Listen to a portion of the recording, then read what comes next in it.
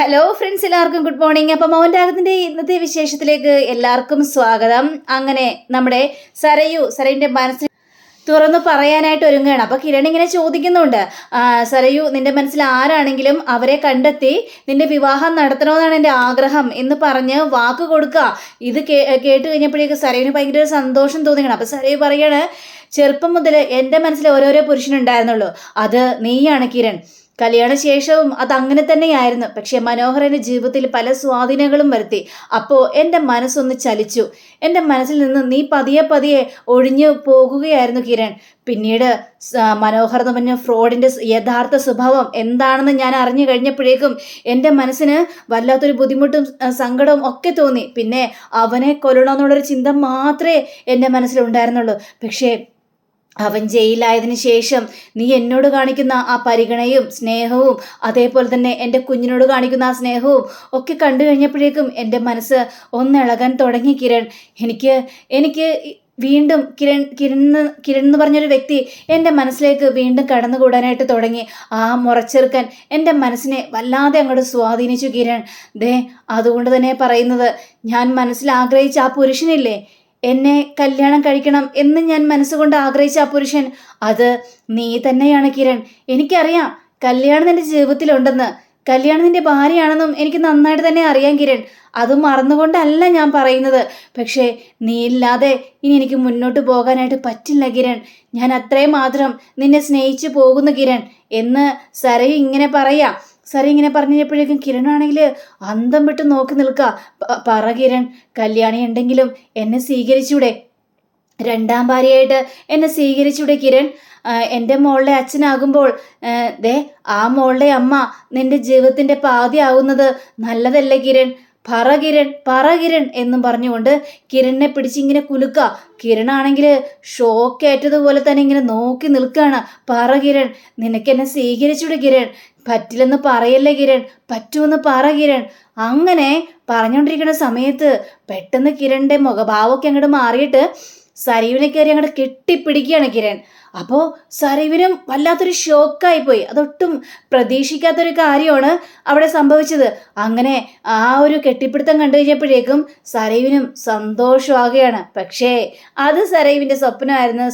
സരയു സ്വപ്നത്തിൽ നിന്ന് ചാടി എണീറ്റിട്ട് ചുറ്റുപാട് നോക്കിയാണ്, ദൈവം ഇത് സ്വപ്നമായിരുന്നോ എന്നാണ് സരയോട് ചിന്തിക്കുന്നത്. പക്ഷേ സ്വപ്നമാണെങ്കിലും മനം കുളിർക്കുന്ന ആ ഒരു സ്വപ്നമാണ് കണ്ടത്. സരയിന് ഭയങ്കര സന്തോഷം തോന്നുക. അപ്പോൾ അങ്ങനെ പിറ്റേ ദിവസം രാവിലെ ആയി കഴിഞ്ഞപ്പോഴത്തേക്കും കിരൺ സരയുടെ വീട്ടിലേക്ക് ഓടിപ്പാഞ്ഞെത്തുകയാണ്. അപ്പോൾ അവിടെ നമ്മുടെ താര നിൽക്കുന്നുണ്ടായിരുന്നു. അപ്പോൾ താരയുടെ അടുത്തേക്ക് പോയി പറയുകയാണ്, അയ്യോ ആൻറ്റി, സരയുവിൻ്റെ ഒരു മെസ്സേജ് ഞാൻ കണ്ടായിരുന്നു.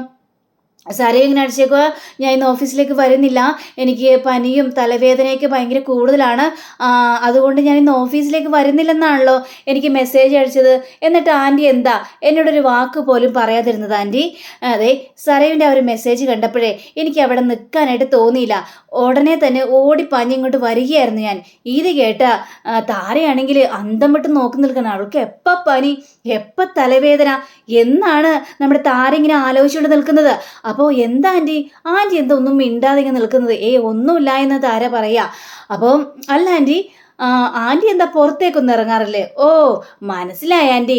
ആൻറ്റിയുടെ മോൾക്ക് വേണ്ടി ഭക്ഷണവും എല്ലാ കാര്യങ്ങളും ചെയ്തു കൊടുത്ത് മോളുടെ അരികിൽ തന്നെ ഈ വീട്ടിൽ തന്നെ ഇരിക്കാമെന്നൊക്കെ വിചാരിച്ചല്ലേ? അതേതായാലും നല്ല കാര്യം തന്നെയാണ്. 25 വർഷങ്ങൾക്ക് ശേഷം മോളുടെ സ്നേഹം കിട്ടാൻ തുടങ്ങിയതല്ല അല്ലേ? അതുകൊണ്ട് മോളെ പിരിഞ്ഞ് ഒരു നിമിഷം പോലും ഇരിക്കാനായിട്ട് കഴിയുന്നില്ല ആൻറ്റിക്ക്. അതുകൊണ്ടല്ല ആൻറ്റി പുറത്തൊന്നും പോകാതിരിക്കുന്നത്. പക്ഷേ എന്നാലും വീടിൻ്റെ ഉള്ളിൽ തന്നെ അടഞ്ഞിരിക്കുന്നതേ അത്ര വലിയ നല്ല കാര്യമൊന്നുമല്ല. ഇടയ്ക്കൊക്കെ പുറത്തൊക്കെ പോയി ഒന്ന് ചുറ്റണം, എന്നാലേ നമ്മുടെ മനസ്സിന് സന്തോഷം ഉണ്ടാവുള്ളൂ ആൻറ്റി. അതെ, ഞാൻ പറഞ്ഞ മനസ്സിലായോ? എന്താവശ്യമുണ്ടെങ്കിലും ആൻറ്റി വിളിക്കണം കേട്ടോ. അപ്പോൾ നമ്മുടെ സരയു ഇതെല്ലാം കേട്ടുകൊണ്ട് വരികയായിരുന്നു. അപ്പോൾ കിരൺ വന്നെന്ന് അറിഞ്ഞു കഴിഞ്ഞപ്പോഴേക്കും സരയു ഓടിച്ചെന്ന് കട്ടിലേൽ പുതച്ചു മൂടി കിടക്കണം. വയ്യാത്തൊരു രീതിയിൽ സരയു അവിടെ കിടക്കാണ്. അപ്പോൾ നമ്മുടെ കിരൺ പറയാണ്, ഞാനൊന്ന് സരയുവിനെ പോയി കണ്ടിട്ട് വരട്ടെ ആൻറ്റി, അവൾക്ക് ഏതായാലും സുഖമില്ലാത്തല്ലേ, അവൾക്ക് സുഖമില്ലെന്ന് പറഞ്ഞു കഴിഞ്ഞപ്പോഴേക്കും എനിക്ക് അവിടെ ഇരിക്കാൻ തോന്നിയില്ല, അതുകൊണ്ടാണ് ഓടിപ്പോകുന്നത്.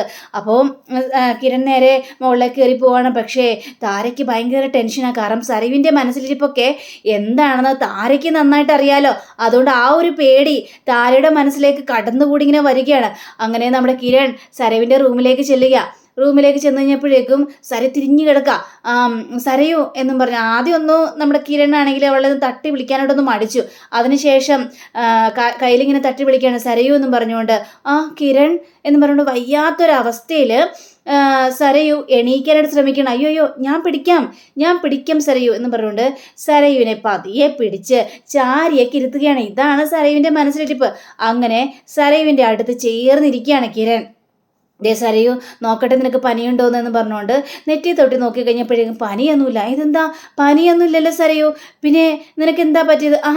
അത് പിന്നെ കിരൺ എനിക്ക് പനിയൊന്നുമില്ല കിരൺ, പക്ഷേ ഇല്ലേ ഭയങ്കര തലവേദനയാ, തലയിലെ പൊളിയുന്ന വേദനയാണ്, എനിക്ക് സഹിക്കാൻ പറ്റുന്നതിൽ അപ്പുറമായിരുന്നു കിരൺ. ഇത്ര നേരം ഞാൻ കിടക്കുകയായിരുന്നു കിരൺ, എനിക്ക് ഒട്ടും വയ്യ കിരൺ എന്നൊക്കെ പറയണം. അയ്യോ അത്രയ്ക്കും തലവേദനയുണ്ടോ നിനക്ക് സരയു? എന്നിട്ട് നീ എന്താണ് എന്നോട് അതൊന്നും പറയാതിരുന്നത്? ഞാൻ ഉടനെ വരില്ലായിരുന്നോ? പിന്നെ വാ, അങ്ങനെ നിനക്ക് വയ്യെങ്കിൽ ഇങ്ങനെ കിടക്കണ്ട, നമുക്ക് ഹോസ്പിറ്റലിൽ പോകാം സരയു. ഇത് കേട്ടുകഴിഞ്ഞപ്പോഴേക്കും അയ്യോ കിരൺ ഹോസ്പിറ്റലിലൊന്നും പോകേണ്ട ആവശ്യമില്ല, എനിക്കിപ്പോൾ ഇടയ്ക്കിടയ്ക്ക് ഈ തലവേദന ഇങ്ങനെ വരാറുണ്ട്. ഇവിടെ അതിനുശേഷം മരുന്നും ബാമും ഒക്കെ ഇരിക്കുന്നുണ്ടല്ലോ. തലവേദന നന്നായിട്ട് കൂടുകയാണെങ്കിൽ ഞാനെടുത്ത് ടാബ്ലറ്റ് കഴിക്കും, പിന്നെ കുറച്ച് ബാമൊക്കെ പുരട്ടും. അത് കഴിയുമ്പോഴേക്കും അതൊക്കെ ഒന്ന് സോൾവ് ആകും. കുറച്ചു നേരം കിടന്നുറങ്ങിയാലൊക്കെ നല്ല മാറ്റം ഉണ്ടാവും. അയ്യോ നിന്റെ ഉറക്കം ഞാൻ കിടത്തിയോ സരയു? ഞാൻ വന്നത് ശല്യമായോ സരയു എന്ന് ചോദിക്കുമ്പോൾ അയ്യോ കിരൺ നീ വന്നത് എങ്ങനെയാണ് കിരൺ എനിക്ക് ശല്യമാവുന്നത്? നീ വന്നത് എൻ്റെ മനസ്സിൻ്റെ ഒരു ആശ്വാസം തന്നെയല്ലേ. എന്നാലും എനിക്ക് സുഖമില്ലെന്ന് പറഞ്ഞു കഴിഞ്ഞപ്പോഴേക്കും എന്നെ കാണാൻ വേണ്ടി നീ ഓടി വന്നില്ലേ, അതിൽ പരം സന്തോഷം എന്തുണ്ട് കിരൺ എനിക്ക് കിട്ടാനായിട്ട് എന്നിങ്ങനെ സരയു പറയാം. അപ്പം ഇത് കേട്ട് കഴിഞ്ഞപ്പോഴേക്കും കിരണാണെങ്കിൽ ദേ എപ്പോഴും വരുന്ന ഈ തലവേദന വെച്ചോണ്ടിരിക്കരുതേ, അത് വേറെ വല്ല അസുഖത്തിലേക്ക് മാറും. അതുകൊണ്ടാണ് പറയുന്നത് ആരോഗ്യം നന്നായിട്ട് ശ്രദ്ധിക്കണം. എനിക്ക് ബുദ്ധിമുട്ടാവുമെന്ന് വിചാരിച്ചുകൊണ്ട് നീ എന്നെ വിളിക്കാതിരിക്കരുത്. ഞാൻ എപ്പോൾ വേണമെങ്കിലും ഓടി വരിക തന്നെ ചെയ്യാം. ദേ നിന്റെ സന്തോഷമാണ് എൻ്റെയും സന്തോഷം. ഇത് കേട്ട് കഴിഞ്ഞപ്പോഴേക്കും സരയു ഇങ്ങനെ അന്തം വിട്ട് നോക്കി നിൽക്കുക. ഇതെന്താ സരയു നീ എന്തിനിങ്ങനെ അന്തം വിട്ട് എന്നെ നോക്കി നിൽക്കുന്നത് എന്ന് ചോദിക്കുമ്പോൾ അത് പിന്നെ കിരൺ ഈ ഒരു വാക്ക് കേട്ടാൽ മതി, എനിക്ക് ഇപ്പോൾ എൻ്റെ മനസ്സിന് എന്തൊരു ആശ്വാസം എന്നറിയാവോ. എനിക്ക് ഒരാൾ കൂടെ ഉണ്ടെന്നുള്ളൊരു തോന്നൽ എനിക്കിപ്പോൾ ഉണ്ടായി. എൻ്റെ ഏത് കാര്യത്തിനും നീ ഓടി വരുമെന്നുള്ളൊരു വിശ്വാസം എനിക്കുണ്ട് കിരൺ എന്ന് പറയുകയാണ്. അത് അങ്ങനെ തന്നെ ആയിരിക്കും. അതെ നിനക്ക് എന്ത് പ്രശ്നമുണ്ടെങ്കിലും ഞങ്ങൾ ഓടി വരും, അത് ഉറപ്പുള്ള കാര്യം തന്നെയാണ്. ഇനി നിനക്ക് ഇഷ്ടപ്പെടാത്ത കാര്യങ്ങളൊന്നും ഞാനോ കല്യാണിയോ ഒന്നും ചെയ്യില്ല. മനോഹറിനെ കാണൂലെന്ന് പറഞ്ഞില്ലേ, ദൈവത്താണ് നേര്, ഇനി മനോഹറിൻ്റെ കാര്യത്തിൽ ഇടപെടാനേ ഞങ്ങൾ പോകില്ല, അത് കല്യാണിയും പോകില്ല.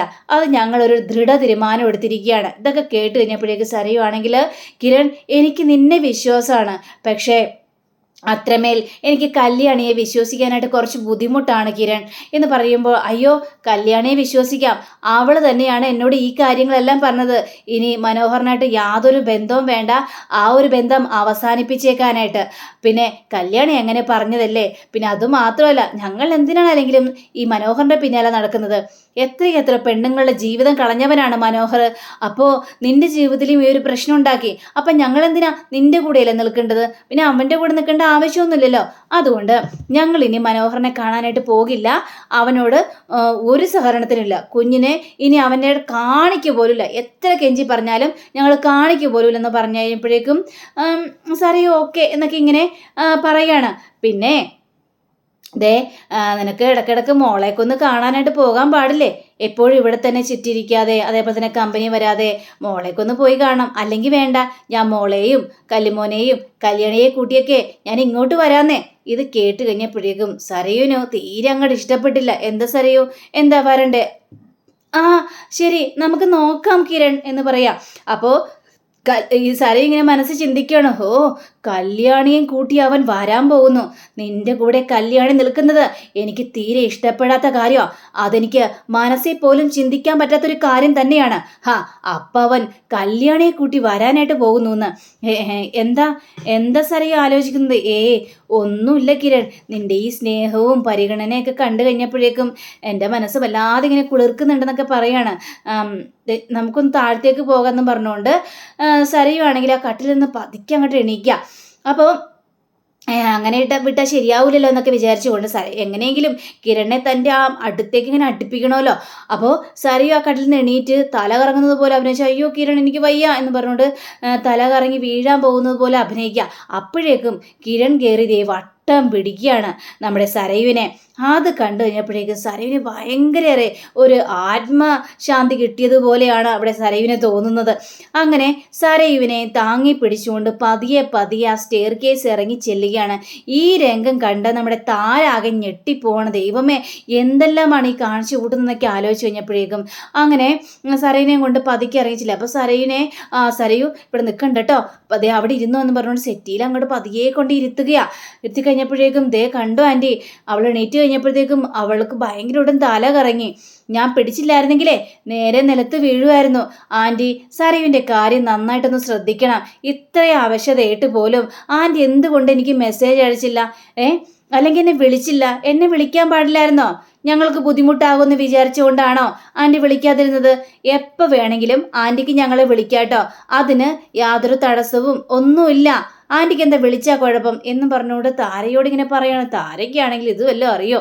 താരയാണെങ്കിൽ എന്ത് ചെയ്യണം എന്ത് പറയണം എന്നറിയാൻ പാടുള്ളതൊരവസ്ഥയിലാണ് നമ്മുടെ താര നിൽക്കുന്നത്.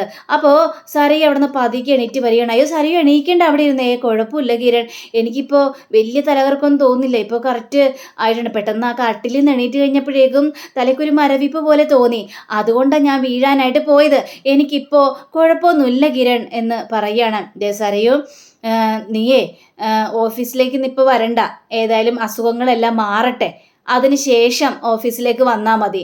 ഇനി അവിടെ എന്താകും ഏതാവും എന്ന് ആലോചിച്ചൊന്നും ടെൻഷൻ അടിക്കണ്ട സരയു, കേട്ടോ? എനിക്കിപ്പോൾ പണ്ടത്തെ പോലെ നിന്നോട് സ്നേഹം തന്നെയാണ്. പണ്ട് നീ എന്നോട് ഒരേ കാര്യങ്ങളെല്ലാം പറയില്ലായിരുന്നോ?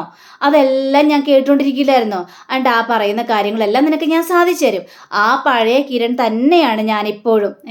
നീ എന്ത് കാര്യം പറഞ്ഞാലും ഞാനത് സാധിച്ചു തരും. ഇത് കേട്ടാ സരയുവിൻ്റെ മനസ്സാകെ കുളിർന്ന് ഇങ്ങനെ പന്തലിച്ചിങ്ങനെ ഒരു വഴിയാകുകയാണ്. കാരണം കിരൺ അത്രയ്ക്കും കാര്യങ്ങളാണല്ലോ നമ്മുടെ സരയുവിനോട് പറഞ്ഞിരിക്കുന്നത്. അപ്പോൾ സരയുവിന് ഇതിൽ പരം എന്തെങ്കിലും കിട്ടാനുണ്ടോ? ഇത്രയും സന്തോഷം വേറെ എവിടെ നിന്നും കിട്ടൂല. അപ്പോൾ താരയാണെങ്കിൽ ഇങ്ങനത്തെ നോക്കി നോക്കിയാണ്. അത് ആൻറ്റി പിന്നെ ഞാൻ ഇറങ്ങാണ് കേട്ടോ, എനിക്ക് ഓഫീസിൽ കുറച്ച് കാര്യങ്ങളൊക്കെ ഉണ്ട് എന്നൊക്കെ ഇങ്ങനെ പറയണം. അപ്പോൾ നമ്മുടെ കല്യാണി ഈ സര ഇങ്ങനെ ചോദിക്കുകയാണ്, കിരൺ ആ ഗംഗാപ്രസാദിൻ്റെ കാര്യം ഈ പോലീസൊക്കെ വന്നും പോയൊക്കെ ഇറങ്ങുന്നുണ്ടല്ലോ കിരൺ, ഇനിയിപ്പോൾ കിരൺ നിനക്കതിൽ പങ്കൊന്നുമില്ലല്ലോ അല്ലേ കിരൺ? ഇത് കേട്ട് കഴിഞ്ഞപ്പോഴേക്കും കിരൺ ആണെങ്കിൽ പങ്കുണ്ടെങ്കിൽ ഇപ്പോൾ പോലീസ് പിടിക്കും. അങ്ങനെ പറയല്ലേടാ, എടാ നിനക്കും കൂടി എന്തെങ്കിലും പറ്റിക്കഴിഞ്ഞിട്ടുണ്ടെങ്കിൽ പിന്നെ ഞങ്ങൾക്കാരാ? എന്തിനാണ് ഗംഗാപ്രസാദിനെ പോലുള്ളവനൊക്കെ ഈ ഭൂമിയിൽ ജീവിച്ചിരുന്നിട്ട് ഒരു ഉപകാരവും ഇല്ല. അവൻ പോണെങ്കിൽ പോട്ടെ, അവനെക്കുറിച്ചൊന്നും ചിന്തിക്കേണ്ട ആവശ്യമില്ല. പിന്നെ അവനെയൊക്കെ ഇല്ലാതാക്കിയിട്ട് എന്തിനാണ് നിരപരാധികളൊക്കെ ജയിലിൽ പോയി കിടക്കുന്നത്? അതെല്ലാം വിടു സരയു. വരുന്നിടത്ത് വെച്ചാൽ നമുക്ക് കാണാം. പോലീസുകാർ അന്വേഷണം തുടങ്ങട്ടെ, അതിനെക്കുറിച്ചൊന്നും ഇപ്പം ആലോചിച്ച് ടെൻഷൻ ആവണ്ട, ഞാൻ ഏതായാലും പോവാണ് എന്നും പറഞ്ഞുകൊണ്ട് കിരൺ ഇറങ്ങി പോയി പുറത്തേക്ക് ഇറങ്ങി കഴിഞ്ഞപ്പോഴൊരു ബായൊക്കെ കൊടുക്കുകയാണ്. സരയു ഒരു ബായൊക്കെ കൊടുക്കുക. അപ്പോൾ കിരൺ പോവുകയാണ്. കിരൺ പോയി കഴിഞ്ഞപ്പോഴേക്കും സരയുവിൻ്റെ യഥാർത്ഥ മുഖം പുറത്തു വന്ന് നമ്മുടെ താരയോട് ചോദിക്കുകയാണ്, എന്താ ആലോചിച്ച് ഇങ്ങനെ നോക്കി നിൽക്കുന്നത്? കണ്ടില്ലേ, ഞാൻ വിളിച്ചപ്പോൾ തന്നെ കിരൺ എൻ്റെ അരികിലേക്ക് ഓടി വന്നത് കണ്ടില്ലേ? അതാണ്, ഇനി ഞാൻ കിരണിനെ മാറ്റിയെടുക്കും. കല്യാണിയിൽ നിന്ന് ഞാൻ കിരണിനെ അടർത്തി മാറ്റും, അവൻ എന്നിലേക്ക് തന്നെ ഞാൻ അടുപ്പിക്കും. ഇത് കേട്ട് കഴിഞ്ഞപ്പോഴേക്കും താരയാണെങ്കിൽ അയ്യോ കല്യാണി പാവമല്ലേ എന്ന് പറയണം. എന്താണ് കല്യാണി പാവമല്ലേന്നോ എന്ന് പറഞ്ഞുകൊണ്ട് താരയുടെ കഴുത്തിന് കയറി കുത്തി പിടിക്കണം. ഇനി മേലെ അങ്ങനെ പറഞ്ഞു പോയാൽ കല്യാണി പാവമാണ് പോലും, പാവം ആ ഒരു വാക്ക് മിണ്ടിപ്പോകത്. നിങ്ങൾക്ക് കല്യാണിയോട് സ്നേഹമാണെന്നറിയാം എന്ന് വിചാരിച്ച് കല്യാണി പാവണമെന്നൊക്കെ പറഞ്ഞാലുണ്ടല്ലോ, അമ്മയാണെന്ന് ഞാൻ വിചാരിക്കില്ല, ശരിയാക്കി തരും ഞാൻ എന്ന് പറഞ്ഞുകൊണ്ട് സരയുവിൽ ആ ഒരു പണ്ടത്തെ ആ ഒരു സ്വഭാവം തന്നെ അങ്ങോട്ട് എടുക്കുകയാണ്.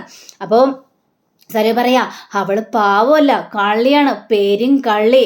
അവളെ കിരണിനെ സ്നേഹിച്ചിരുന്നപ്പോൾ അവൻ്റെ മുന്നിൽ അവൾക്ക് മിണ്ടാൻ പറ്റുന്നൊരു ഇതാളായിട്ടാണ് ഇതായിരുന്നിരുന്നത്. കാരണം എന്നിട്ട് ചോദിച്ചു കഴിഞ്ഞപ്പോഴത്തേക്കും ഞാൻ മൗനവ്രതമാണ് എന്നൊക്കെ അവള് കള്ളത്തരം പറഞ്ഞു.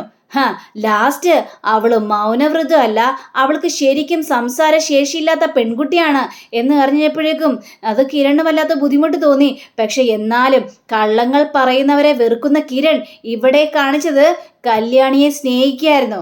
പിന്നെ അവളുടെ പാചകം കൊണ്ടും ചിത്രരചന കൊണ്ടും ഒക്കെ കിരണിന്റെ മനസ്സ് കീഴടക്കി. അങ്ങനെയാണ് മഹാകള്ളിയായ കല്യാണി അവന്റെ ജീവിതത്തിലേക്ക് കടന്നുകൂടി വന്നത്. അപ്പോഴൊക്കെ എൻ്റെ ജീവിതം എനിക്ക് നഷ്ടപ്പെട്ടുകൊണ്ടിരിക്കുകയായിരുന്നു. ഇനി നഷ്ടപ്പെടുത്താനായിട്ട് ഞാൻ സമ്മതിക്കില്ല.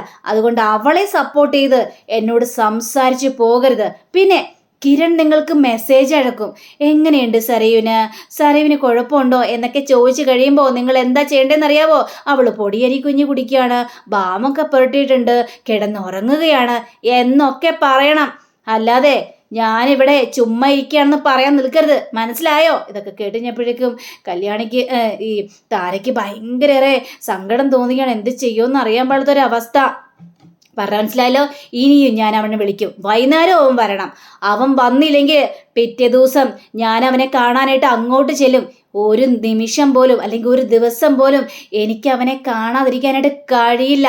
അത്രയ്ക്കും ഞാൻ എൻ്റെ മനസ്സിനെ അവനിൽ സ്വാധീനിച്ചു. പിന്നെ കല്യാണി എങ്ങനെയാണോ അവൻ അവളുടെ വശത്തേക്കാക്കിയത്, അതിനേക്കാളും രണ്ടിരട്ടി മടങ്ങ് കൊണ്ട് തന്നെ ഞാൻ അവനെ സ്വന്തമാക്കും. അവൻ എന്നിലേക്ക് അടുപ്പിക്കാൻ നോക്കും. നിങ്ങൾ എന്താ വിചാരിച്ചത്? എനിക്ക് തലാർക്കം വന്നെന്നോ? ഇല്ലെന്നേ, ഞാനത് അഭിനയിച്ചതാ. അവൻ എന്നെ ഒന്ന് ചേർത്ത് പിടിക്കാനായിട്ട്. ഞാൻ പിന്നെ ഒരു സ്വപ്നം കൊണ്ടായിരുന്നു. അവനോട് എൻ്റെ മനസ്സിലെ ആഗ്രഹങ്ങളെല്ലാം പിടിച്ചപ്പോഴേ പറഞ്ഞപ്പോൾ അവൻ എന്നെ ചേർത്ത് പിടിക്കുന്ന സ്വപ്നം. അതേപോലെ തന്നെ അവൻ ചേർത്ത് പിടിക്കും. അതിനു വേണ്ടിയാണ് ഞാൻ മുൻകൈ എടുത്തിറങ്ങുന്നത് എന്നും പറഞ്ഞുകൊണ്ട് സരയു കയറിപ്പോവുകയാണ്. എന്ത് ചെയ്യുന്നറിയാൻ പാടാത്തൊരവസ്ഥ. പാവം നമ്മുടെ താര. പിന്നീട് കാണിക്കുന്നത് കിരണിനാണ്. അപ്പോൾ കിരണാണെങ്കിൽ ഗംഗാപ്രസാദിനെ കുഴിച്ചിട്ട ആ ഒരു തെങ്ങിൻ തൈയിൽ വെള്ളം ഒഴിച്ചുകൊണ്ടിരിക്കുകയാണ്. ആ വെള്ളം ഒഴിച്ചുകൊണ്ടിരിക്കുന്ന സമയത്തും ഗംഗാപ്രസാദ് മരിച്ച രംഗങ്ങളും പൊതിഞ്ഞ രംഗങ്ങളും കുഴിയെടുത്ത് മൂടിയ രംഗങ്ങളും ഒക്കെ നമ്മുടെ കിരണിൻ്റെ മനസ്സിലേക്ക് കടന്നുകൂടി വരികയാണ്. അപ്പം അങ്ങനെയും കാണിച്ചുകൊണ്ടാണ് നമ്മുടെ ഇന്നത്തെ റിവ്യൂ അവസാനിച്ചിരിക്കുന്നത്. അടുത്ത റിവ്യൂവിനെ കാത്തിരിക്കുക, സബ്സ്ക്രൈബ് ചെയ്യുക. എല്ലാവർക്കും നല്ലൊരു ദിനം ആശംസിച്ചുകൊണ്ട് തന്നെ നന്ദി, നമസ്കാരം. Thank you. See again. Bye by.